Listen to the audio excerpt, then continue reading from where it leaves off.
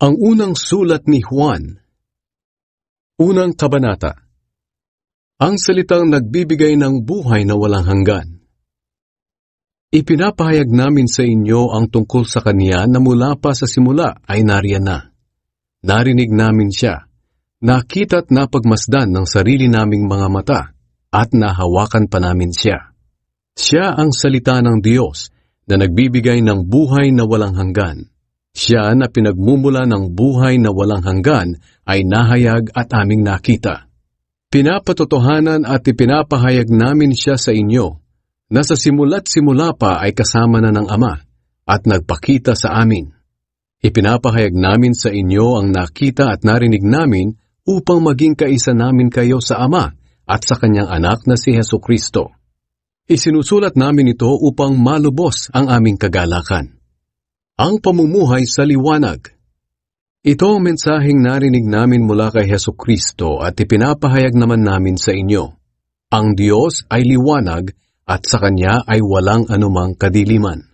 Kung sinasabi nating may pakikiisa tayo sa Kanya ngunit namumuhay naman tayo sa kadiliman, nagsisinungaling tayo at hindi namumuhay ng ayon sa katotohanan. Ngunit kung namumuhay tayo sa liwanag, tulad ng Diyos na nasa liwanag, may pagkakaisa tayo at nililinis tayo ng dugo ni Jesus na Kaniyang anak sa lahat ng kasalanan. Kung sinasabi nating wala tayong kasalanan, dinadaya natin ang ating sarili at wala sa atin ang katotohanan. Ngunit kung ipinagtatapat natin sa Diyos ang ating mga kasalanan, maaasahan nating patatawarin Niya ang ating mga kasalanan at lilinisin tayo sa lahat ng uri ng kasamaan dahil matuwid Siya. Kung sinasabi nating wala tayong kasalanan, ginagawa nating sinungaling ang Diyos at wala sa atin ang Kanyang salita. Ikalawang kabanata. Mga anak, sinusulat ko sa inyo ang mga bagay na ito upang hindi kayo magkasala. Ngunit kung may nagkasala man, may tagapamagitan tayo sa Ama. Siya ay si Hesukristo, ang matuwid. Siya ang ibinigay na handog para sa kapatawaran ng ating mga kasalanan. At hindi lang ng mga kasalanan natin, kundi pati na rin ng kasalanan ng buong mundo. Nakatitiyak tayong kilala natin ang Diyos kung sinusunod natin ang Kanyang mga utos.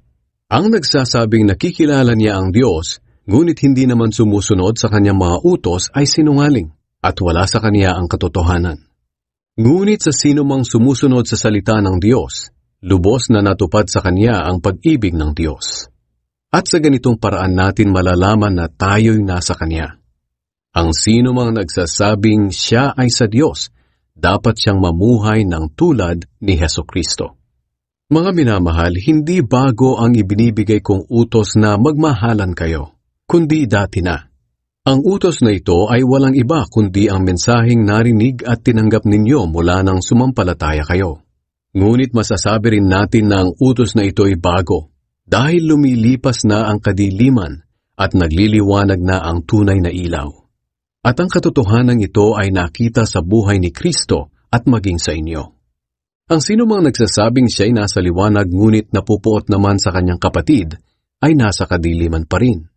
Ang sino mang nagmamahal sa kanyang kapatid ay namumuhay sa liwanag at walang anuman sa buhay niya ang magiging dahilan ng pagkakasala ng kanyang kapwa.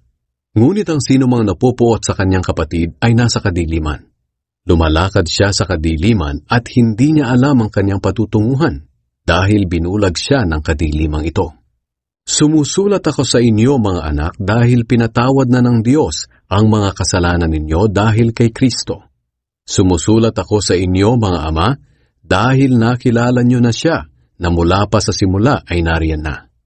Sumusulat ako sa inyo mga kabataan dahil nalupig na ninyo si Satanas. Sumusulat ako sa inyo mga anak dahil nakilala niyo na ang Ama. Sumusulat ako sa inyo mga ama dahil nakilala niyo na siya na mula pa sa simula ay nariyan na. Sumusulat ako sa inyo mga kabataan dahil matatag ang inyong pananampalataya. Sinusunod ninyo ang salita ng Diyos at nalupig na ninyo si Satanas. Huwag ibigin ang mundo. Huwag ninyong ibigin ang mundo o ang mga makamundong bagay. Ang umiibig sa mga ito ay hindi umiibig sa Ama, sapagkat ang lahat ng kamunduhan, ang masasamang hilig ng laman, ang pagnanasa sa mga nakikita ng mata, at ang anumang pagmamayabang sa buhay ay hindi nagmumula sa Ama kundi sa mundo. Ang mundo at lahat ng bagay dito na hinahangad ng tao ay mawawala. Ngunit ang taong sumusunod sa kalooban ng Diyos ay mabubuhay magpakailanman. Ang Antikristo. Mga anak, malapit na ang mga huling araw, at tulad ng narinig ninyo, malapit na ang pagdating ng Antikristo. Ngayon pa lang ay marami ng Antikristo, kaya alam nating malapit na ang mga huling araw. Kahit naging kasama natin sila noong una, hindi sila tunay na kabilang sa atin. Sapagkat kung tunay na kabilang sila, nanatili sana sila sa atin. Ngunit ang pagtiwalag nila ay nagpapakita na hindi talaga sila kabilang sa atin. Ngunit ipinagkaloob sa inyo ang banal na Espiritu, kaya alam ninyong lahat ang katotohanan. Sumusulat ako sa inyo hindi dahil sa hindi ninyo alam ang katotohanan, kundi dahil sa alam nyo na. At alam din ninyo na walang kasinungalingan na maaaring magmula sa katotohanan. At sino ba ang sinungaling? Ang taong nagsasabing hindi si Jesus ang Kristo. Siya ang Antikristo. Ayaw niyang kilalanin ang Ama at ang Anak. Ang taong hindi kumikilala sa Anak, hindi sumasa kanya ang Ama. Ngunit ang taong kumikilala sa Anak, sumasa kanya ang Ama. Huwag ninyong kalimutan ang mga natutunan ninyo mula pa noong una, upang patuloy kayong mamuhay ng may pagkakaisa sa Anak at sa Ama. Sa ganoon, mapapasa inyo ang ipinangako ni Kristo, ang buhay na walang hanggan. Isinusulat ko sa inyo ang tungkol sa mga taong nanlilinlang sa inyo. Kung tungkol naman sa inyo, ang banal na Espiritu na tinanggap ninyo kay Kristo ay nananatili sa inyo. Kaya hindi na kailangang turuan pa kayo ng iba. Sapagkat ang banal na Espiritu ang magtuturo sa inyo sa lahat ng bagay. At ang mga itinuturo niya ay katotohanan at hindi kasinungalingan. At gaya ng itinuro niya sa inyo, manatili kayo kay Kristo. Kaya nga mga anak, manatili kayo sa Kanya, upang magkaroon tayo ng kapanatagan sa Kanyang pagbabalik, at hindi tayo mapahiya pagdating ng araw na yon. Alam ninyo na si Kristo ay matuwid, kaya makasisiguro kayo na ang lahat ng taong gumagawa ng matuwid ay mga anak ng Diyos. Ikatlong kabanata. Mga anak ng Diyos. Pag-isipan ninyo kung gaano kadakila ang pag-ibig ng Ama sa atin. Tinawag niya tayong mga anak niya, at tunay nga na tayo'y mga anak niya.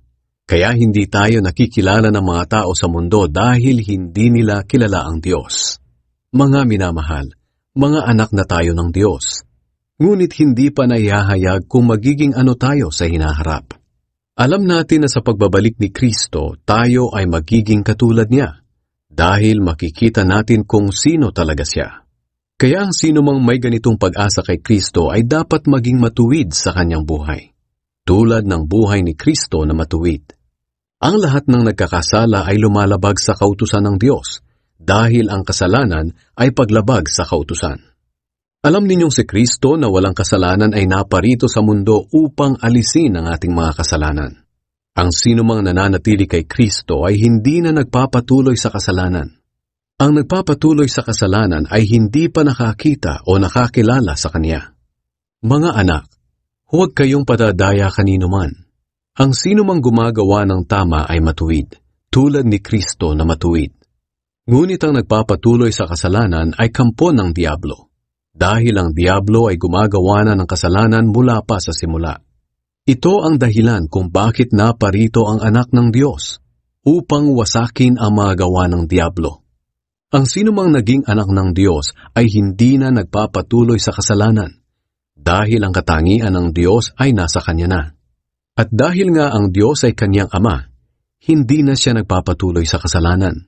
At dito makikilala kung sino ang mga anak ng Diyos at kung sino ang mga anak ng Diablo. Ang lahat ng hindi gumagawa ng matuwid o hindi nagmamahal sa kanyang kapatid ay hindi anak ng Diyos.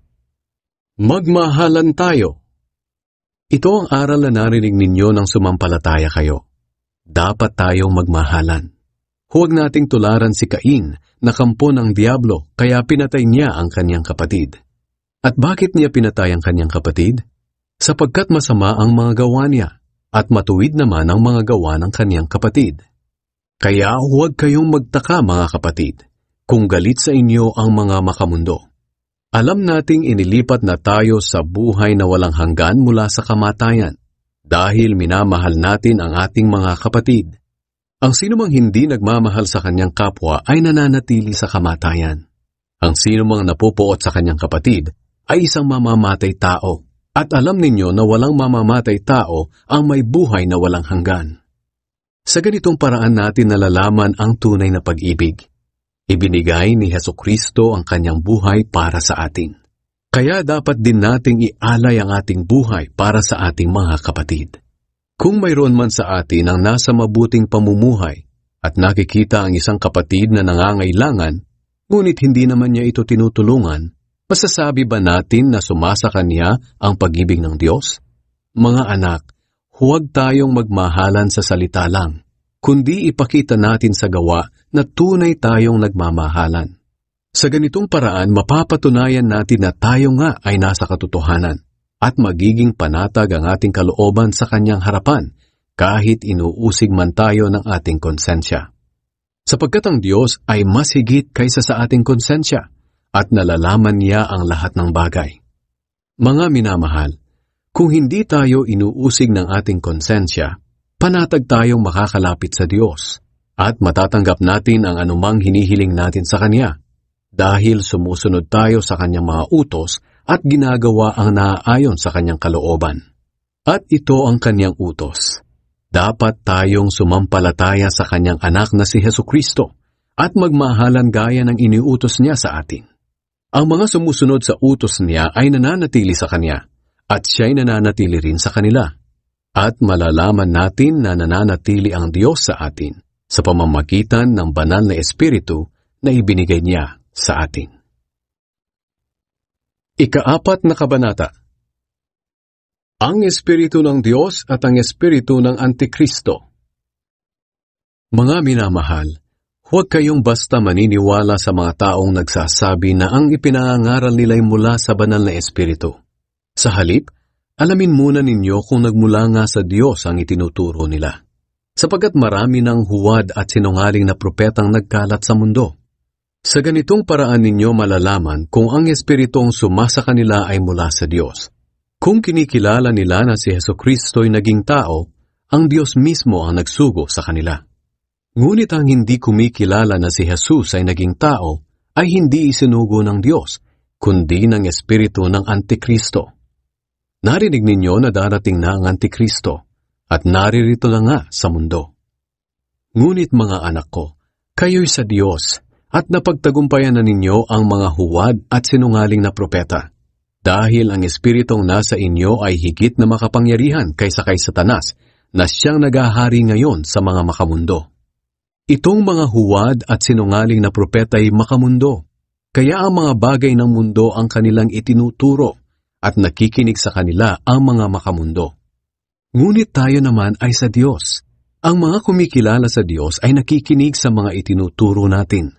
Ngunit ang mga hindi kumikilala sa Diyos ay hindi nakikinig sa atin. Sa gayong paraan natin makikilala kung sino ang nangangaral lang mula sa Espiritu ng katotohanan o sa Espiritu ng kasinungalingan. Ang Diyos ay pag-ibig. Mga minamahal, mag-ibigan tayo dahil ang pag-ibig ay mula sa Diyos. Ang umiibig sa kanyang kapwa ay anak ng Diyos at kumikilala sa Diyos. Ang sinumang hindi umiibig sa kanyang kapwa ay hindi kumikilala sa Diyos, dahil ang Diyos ay pag-ibig. Ipinakita ng Diyos ang kanyang pag-ibig sa atin nang isinugo niya ang kanyang kaisa-isang anak dito sa mundo, upang sa pamamagitan niya ay magkaroon tayo ng buhay na walang hanggan. Ito ang tunay na pag-ibig. Hindi tayo ang umibig sa Diyos, kundi siya ang umibig sa atin. At isinugo niya ang kanyang anak upang akuin ang ating mga kasalanan para sa kapatawaran natin. Mga minamahal, kung ganoon na lamang ang pag-ibig ng Diyos sa atin, nararapat lamang na mag-ibigan tayo.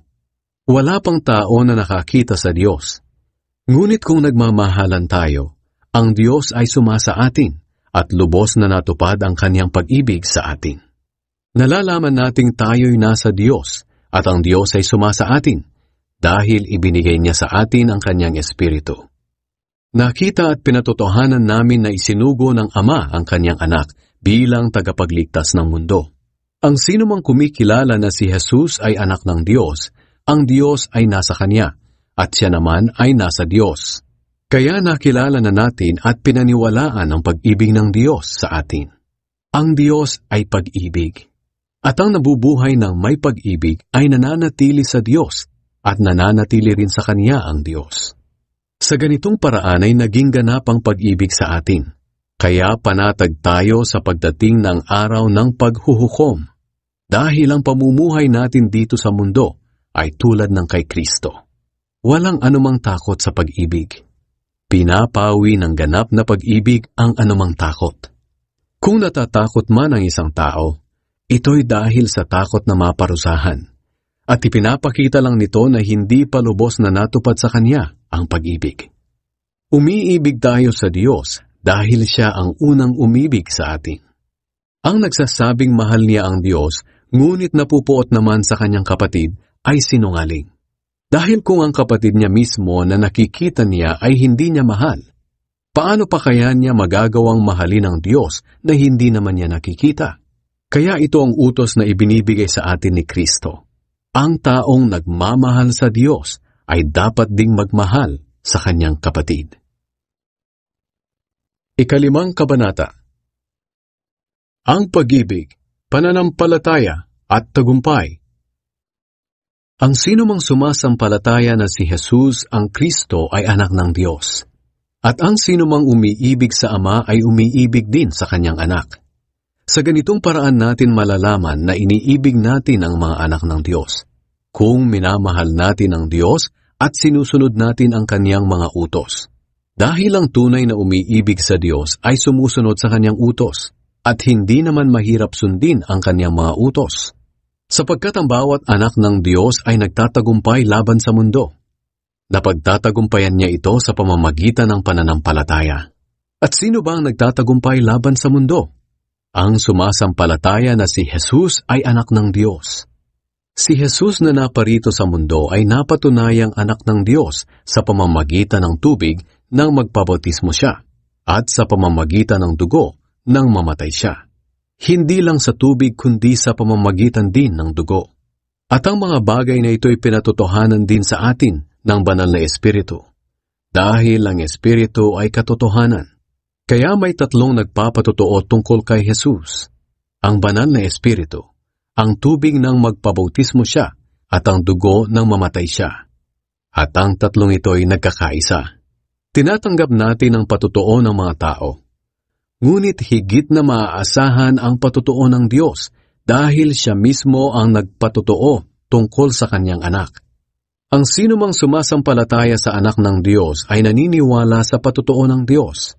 Ang sinumang hindi naniniwala sa patotoong ito ay ginagawang sinungaling ang Diyos dahil hindi siya naniniwala sa patotoo ng Diyos tungkol sa kanyang anak. At ito ang patotoo ng Diyos. Binigyan niya tayo ng buhay na walang hanggan. At ang buhay na ito'y nasa kanyang anak. Ang sinumang nasa kanya ang anak ng Diyos ay may buhay na walang hanggan. Ngunit ang sinumang wala sa kanya ang anak ng Diyos ay walang buhay na walang hanggan. Ang buhay na walang hanggan. Isinusulat ko ito sa inyo na mga sumasampalataya sa anak ng Diyos upang malaman ninyong mayroon kayong buhay na walang hanggan. At may kapanatagan tayo sa paglapit natin sa Diyos, dahil naniniwala tayong ibibigay niya sa atin ang anumang hilingin natin na ayon sa kanyang kalooban.